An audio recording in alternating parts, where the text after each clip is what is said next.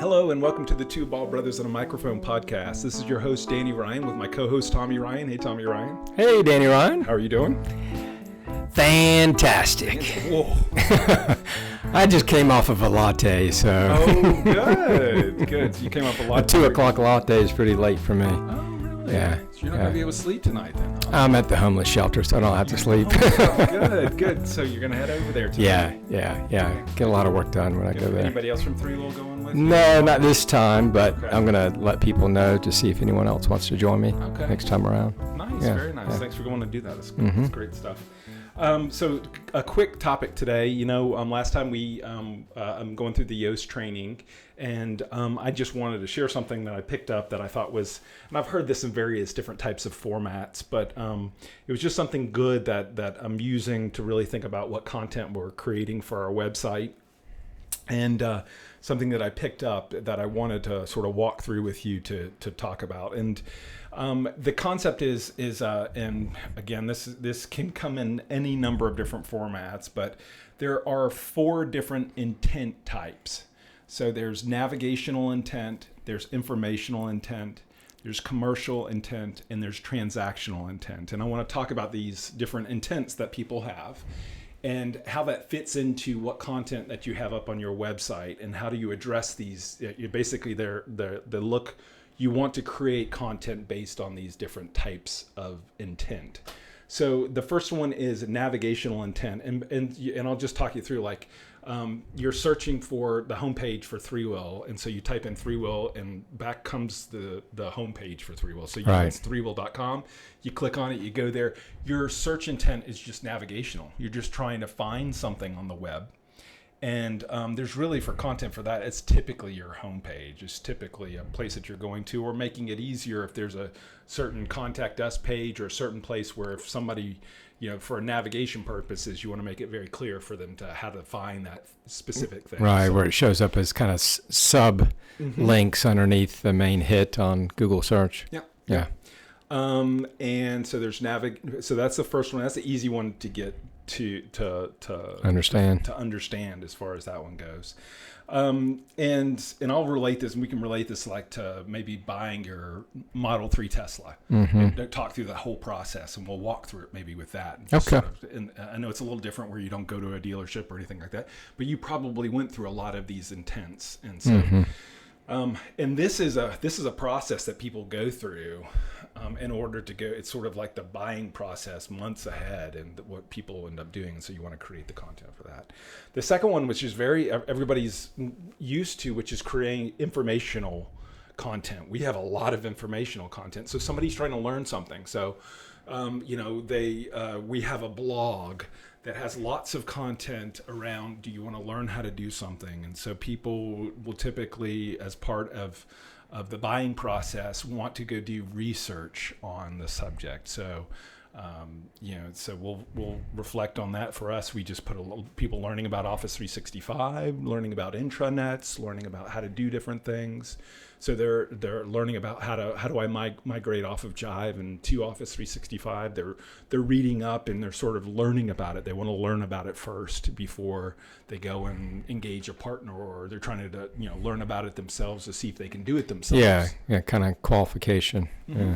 And so their first part of this whole buying process is, and I'm saying buying process, really it's just a process of learning, is informational. So you've got to have plenty of good content that's out there that people can learn from you. The next is commercial intent. Once you've decided, yes, I want to do this, is you're going to start evaluating options. You're going to start researching options. So you're going to look at this versus that, and maybe for us, researching different SharePoint partners in the Atlanta area, or doing different, so you want to create content where people, where you're providing them content that answers those types of questions. Is what makes a good, Microsoft partner? What makes a good SharePoint partner? So they're trying to sort of get to the point where they're almost ready to buy, but they're looking at what are their different options for buying. And then you have the final one is transactional content, which is they're ready to move. What do they need to know? So what are the things that they're ready to engage with someone to move forward? So these are the, typically this is addressed by people would say product pages. For us, it would be our services pages. So it would be information about what information do we need to get started with the whole process, or how do you get in touch with, how do you contact Three Will, or how do you do, what do you need to do to move forward? And the transactional ones for products are usually buy pages. For services might be a book now, or a contact us now, or a reserve workshop, or something along those lines where they're ready to move forward. And so the whole idea of this is to look at those different areas within what content you created, and make sure that you're creating the content for those. So like if we took like you're doing research on the easiest one is, you probably the first thing you did is you went out and maybe Googled Model 3 or something like that, and it returned back to you, and here's the homepage for Tesla Model 3, and that brought to you where you needed to go forward. Navigationals, and that one's pretty straightforward. But then you probably read some blogs, and it might have been blogs from Tesla, along with maybe some people in the community who are writing about things you need to know about the Model 3 before you buy the Model 3. Or the YouTubes. YouTube videos about Model 3. What sort of thing, like before you bought it, instead of me putting this into your mouth, what sort of things did you do before you bought the Model 3? It's an interesting journey. I think a lot of it was watching YouTube videos on Elon Musk and kind of conceptually what he was doing. Watching reviews that people were talking about the car. I mean, the actual purchase process was more before even seeing the car itself. So it's a little bit different of a journey than someone that would be looking today. Someone looking today there is a page for the Model 3. Back in when I put in the reservation, there was no Model 3 picture or page. So you didn't even know what it was? Didn't know what it looked like. If I could just mark it. The school of Elon Musk. Yes, we want you to buy this service and put some money down on it, but we won't tell you right now what it is. Okay, and this may be a very poor example, but yeah, the typical car buying process is you're going out there and researching first off, which car do you want to buy? And then once you've decided on the car, what are the options for the car? And so once you've gotten down to sort of you move from the informational to the commercial. I mean, the commercial part of this is you're researching options for that. Maybe right. When it got to a point, decided. They have a configuration flow that you can pick what are all the configuration options and what are the costs associated. If you were buying a car like a normal human being, you would be buying it from a dealer or a set of dealers where you would research buying it from the dealer that's close by versus across town and doing. I don't understand that, but I guess people still do that. But then maybe, the transaction process itself, you're making a reservation, and then with this, it's sort of like an early buy-in type of thing. And then once you've decided to buy, you go back to the website and you configure it, and you decide on all the options that did you do research for deciding there weren't a whole lot of different. No, then it's color. Yeah. It was the type of tire rim. There were two options there. And then there was the autopilot and enhanced autopilot. And so there weren't a lot of options. And, color, that's, kind of the typical, which color do I like? And rim is not anything that special. And then the autopilot, I just researched and talked to people that worked at Tesla to say, is this worth getting? And what was interesting is you could either buy it when you set up the configuration of the car, or at a later date, post purchasing the car, you could turn it on, but you had to pay an extra $1,000 to turn on that feature. So it's like a SaaS solution where you have all the software there. You're just licensed to use certain pieces of it, and if you pay a little bit more, you get extra features that are already there. You don't have to bring the car back in. It's just an over-the-air update to do that. So when I look at these, when I think of our website, so right now I'm thinking of like sort of the high level menu and what goes on, and trying to address like what intent that person has, and sort of, and so the what I've come down to is we have a for the informational piece of this, it's really our blog, right? Our blog has a lot of this informational type of content. Right. And then from the last time we talked about, one of the key pieces of informational content is this idea of cornerstone content, which is what are the 4 to 5 pieces of content on your website want to drive you people want to everybody to see. You want everybody to go to this place, and you want everybody when these are your ultimate guides. These are your what's three-wheel the best in the world at, and you want them reading these things and really optimize those types of things. So I'm creating starting to think of a guide section, and that's one of our cornerstone content.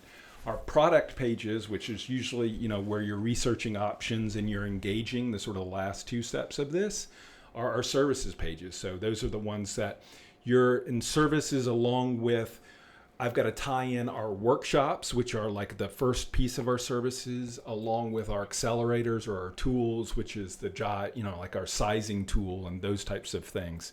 So that when they're ready to engage, what are they doing when they're ready to engage?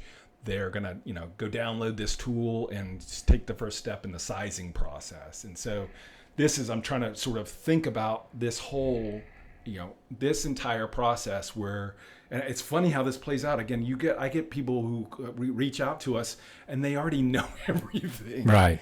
They know. I mean, it's part of it. It's like, I feel like, I've got to tell you more about what who Three Will is and what we do.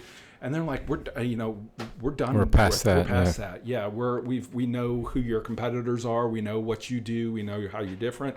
And that's, there's not very, services business feels like you're sort of one-offing everything. And from a marketing standpoint, that's what we really need to do, is put the materials out there so that people can do their own research, so that when they get to the point where they want to engage us, they're well informed. Right. They know what's Sure. going on. So, and that should shorten the sales cycle too for us as well. Right. They're reaching out to us when they're in the transactional stage. They're not reaching out to us for information about what's Office 365. Well, what's Office 365? Just a few of them do that. I want to point them to our website and say, we've got a great website if you really want to know what that is. But it's very early on. I mean, they're 6 months out from when they really need to engage with somebody. And it's expensive to engage them at that point, and part of the reason why we should put materials out there is because we want them to educate themselves. We want them to be educated and, spend the time. We're putting free materials out. Well, that's nice for us to do that. But the reason why we're doing that is because we want them to be educated. And we don't have the time to walk them through what Office 365 is.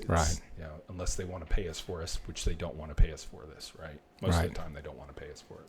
So, all right, that's it. So this was all about the creating content based on the 4 intent types, which again were navigational intent, where you're just trying to find a page on the web, and so you're searching for something. You search for Three Will, and you find out what our homepage is.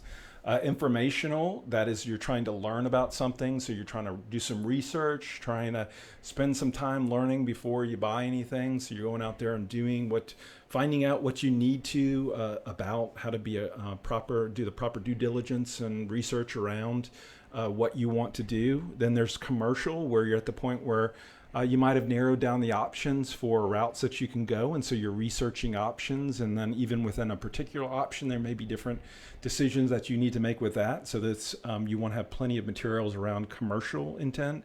And then finally, transactional. You want it to be for somebody who's ready to engage. Like I put on our website, we've got the obvious one for us is the contact page, right? It was one of the things talking with Trisha a while back. She was like, "Thank you for putting making it glaringly obvious that if I want to reach out to you guys, I know how to do that." And she's like, "You'd be amazed how many sites you go to. Like, I have no idea how to get in touch with these guys. I have no idea." And so I have that, along with also put our phone number up at the top and email address. Just make it easy for people to if they're ready to engage, shame on you if you don't make it easy for them to engage with you, because they may have already they've done all the research and they're ready to go. So make sure you have content on your site about that. That's it for today. I appreciate everybody listening. Thanks, Tommy, for listening to me. You're welcome. Thanks for the time for going through these certifications. I'm hoping we'll have some fruits next year from spending some time doing this and thinking about a lot of these very important subjects that we have, and just making it easy for people to engage with us and giving them the content they want to properly research and to be successful on these projects. Really, that's what you're enabling them to do. So thanks, everybody, for listening, and have a wonderful day. Take care. Bye-bye. Bye-bye.